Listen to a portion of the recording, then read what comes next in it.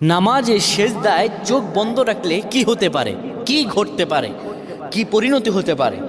আমরা অনেকেই নামাজের সেজদায় চোখ বন্ধ রাখি। এটি আসলে আমাদের জন্য ভালো না ক্ষতি, এটি আমাদের জানতে হবে। নবী সাল্লাল্লাহু আলাইহি ওয়াসাল্লাম 532 নম্বর হাদিস সহিহ আল বুখারীতে বলেন, শোনো, তোমাদের মধ্যে কেউ যেন সেজদায় তার বাহুদয় যেন কুকুরের মতো না বিছিয়ে দেয়। অর্থাৎ এইভাবে অনেকে আমরা আছি, এইভাবে সেজদা দেই না।